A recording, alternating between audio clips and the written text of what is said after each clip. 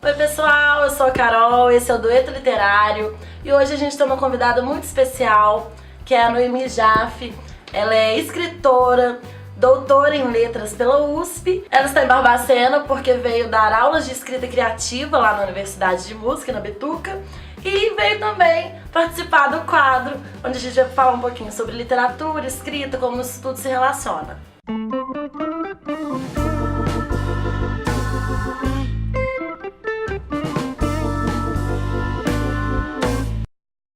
Tudo bom, Noemi? Tudo bem, Seja bem-vinda. E eu queria que você falasse um pouquinho de como foi essa entrada no universo da escrita, da literatura, como que tudo começou pra você. É meio difícil assim localizar no passado como que tudo começou, mas eu sempre costumo dizer que eu era uma leitora muito gulosa, muito ávida, amava ler.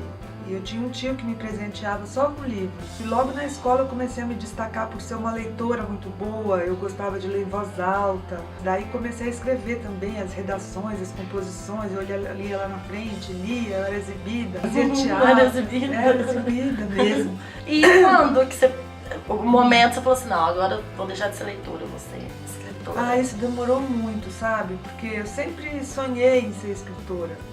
Mas, eu também. Mas eu botava essa profissão, assim, essa ocupação num pedestal tão alto que eu achava que eu nunca chegaria lá. Então eu escrevia, guardava, de vez em quando participava de concurso, nas escolas os professores me elogiavam e tal, mas eu achava que eu não tinha assim, valor suficiente para me considerar uma escritora. Então eu fui acumulando coisas que eu ia escrevendo e fui me direcionando para me tornar uma professora. Né? O seu primeiro livro é o alfabeto? Não, o meu primeiro livro é um livro de poesia chamado Todas as Coisas Pequenas, que foi lançado em 2005, quando eu tinha 43 anos já. Então eu já tinha me formado, já tinha mestrado nessa época, então demorou muito para eu assumir já que eu era. Sua carreira como professora estabelecida, como linguista, né? Aí eu fui contratada pela Folha para trabalhar como crítica literária, então eu comecei a ter uma certa visibilidade maior, algum reconhecimento por causa disso, o que me estimulou a eu me mostrar como escritora. Aí eu lancei esse livro, Todas as Coisas Pequenas. Que é poesia. Que é poesia. E depois deste livro, qual foi o... Então, aí eu comecei a escrever num blog que eu tenho, que chama Quando Nada Está Acontecendo. Que é um blog onde eu escrevia diariamente, depois passei a escrever de 2 em 2 dias, agora eu escrevo mais ou menos semanalmente. Mas é um blog que começou a ter muita visitação, muita frequência, as pessoas começaram a gostar muito. Então, uma editora, Martins Fontes, se interessou em fazer um livro com trechos desse blog. Aí é o livro Quando Nada Está Acontecendo, pela Martins Fontes, que foi ilustrado por uma amiga minha, a Vivian Altman, que é uma animadora maravilhosa.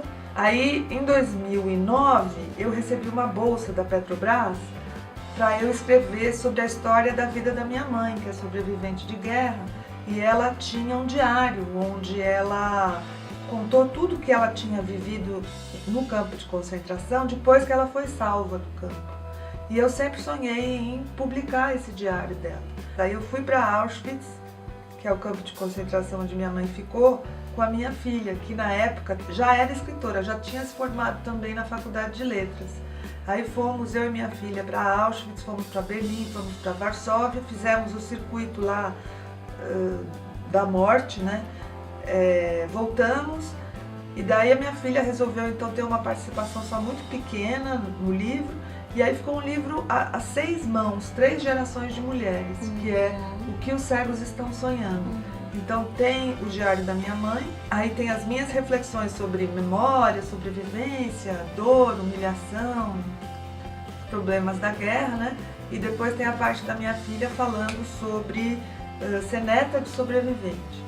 Noemi, do livro O que os Cegos Estão Sonhando, que é um assunto assim muito forte e relacionado com a sua experiência. Qual que foi o impacto de escrever sobre isso assim na sua vida? Foi bem grande o impacto disso, né? Foi um jeito talvez de eu realizar o luto que eu precisava ter com relação a essa história. E a minha mãe, ela fez questão de esquecer, de deixar essa história de lado na vida dela, que era para ela poder conseguir viver. Quando eu disse para ela que eu queria, ela quis.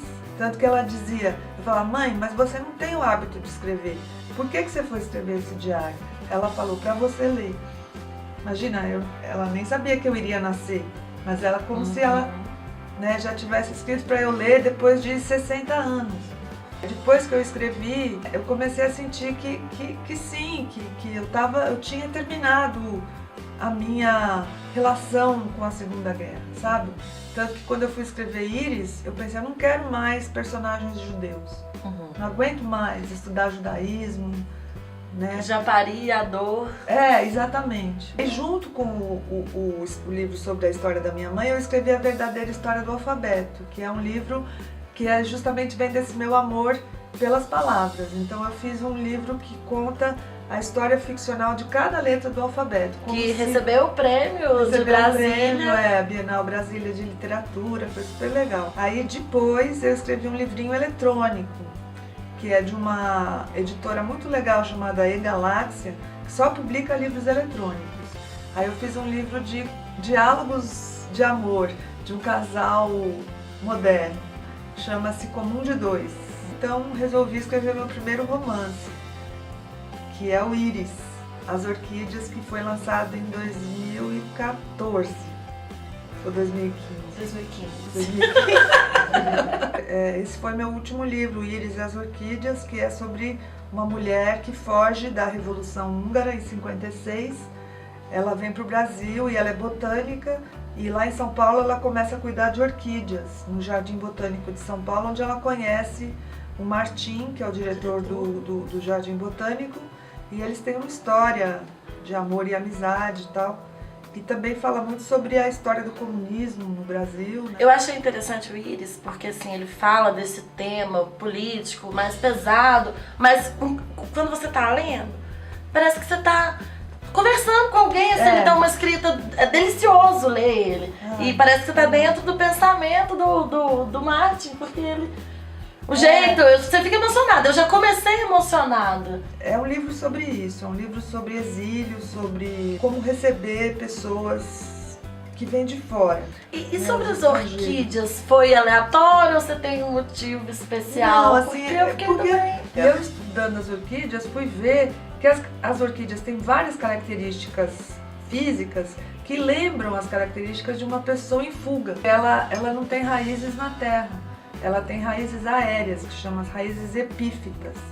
E é o caso da Íris, que ela também tem raízes aéreas, porque ela está o tempo todo mudando. Eu acho muito interessante a gente conversar com uma escritora, porque quem gosta de ler, geralmente gosta de escrever. E por você ser uma escritora, o que você acha importante para as pessoas que gostam? Falar essa relação mesmo da escrita da literatura. Então, para quem quer escrever, né, isso é uma das coisas que eu sempre digo para quem quer escrever, para os meus alunos. Tem que ler. Né? Não dá para você achar que você é um escritor, né, que a tua escrita vem da alma. Não vem, ela vem do que você leu. Escreveu, não leu, o pau comeu. Exatamente, exatamente. Inclusive, você me tirou um peso das costas, porque eu estou na oficina da Noemi. E você, na oficina você diz que é importante a gente estar ali com o dicionário, estudar, e eu achava que eu tava roubando, eu me sentia desonesta quando eu ia escrever e eu estava pesquisando alguma coisa, eu falava assim, não pode, vem da alma, tem que dar, você tá roubando. Aí você me tirou isso, eu falei, nossa, então eu posso roubar à vontade agora. Você é muito mais profissional se eu fosse, eu achava que tinha que vir. O escritor é um ladrão. É o ladrão que não vai preso, que não vai, né? Porque ele escreve ali, qualquer semelhança com a realidade é mera coincidência, então ele está liberado para roubar. E é isso aí, tem que... O escritor é, acima de tudo, um leitor, né? Como, sei lá, um dos maiores escritores do século XX, o Jorge Luiz Borges, ele dizia, né? Tudo que ele escreveu, ele roubou. E é isso, a gente é mesmo um plagiador original, digamos assim. E você mesmo falou demorou um tempo até que você publicasse, né? Então Sim, não adianta ficar na ansiedade, né? Eu quero publicar. Ah, não, Tem que- publicar é consequência. O problema atualmente é que os jovens, eles percebem que eles têm algum talento para escrever, eles já querem publicar, e não só publicar, querem fazer sucesso também. Né? Aí, quantas curtidas que eu tive, quantas não sei o quê, e aí não sai bom, não sai bom. Porque é assim, você escreve, reescreve, refaz, muda, mostra aqui, ali e tal, aí você vai publicar. A publicação é consequência, né? Livro não é post. É isso. Então, o escritor precisa ler muito, conhecer história, conhecer outros assuntos, sair de dentro de si. E o leitor, ele não tem a menor obrigação de escrever, né? O leitor é a pessoa mais livre do mundo, é a profissão mais gostosa, a ocupação mais gostosa do mundo é ler, né? Noemi, muito obrigada pela sua participação. Obrigada Tenho certeza a que você, isso vai contribuir Carol. para todo mundo que segue a gente, porque todo mundo gosta de ler, gosta de escrever. Então é isso, pessoal. Curte o vídeo, comenta, a gente quer saber a sua opinião e inscreve no nosso canal. Até a próxima. Tchauzinho. Porque ela veio dar aulas de... Vai ficar por partes, só que a gente faz o resto. É isso, né? Entendi de novo. Era uma coisa comigo mesma e com a sociedade, né? E a- Sociedade. Tô pra todo mundo aí. Vamos ver quem vai ser o sortudo. Não, não é assim que eu quero falar. Leitura, escrita, como isso tudo se relaciona.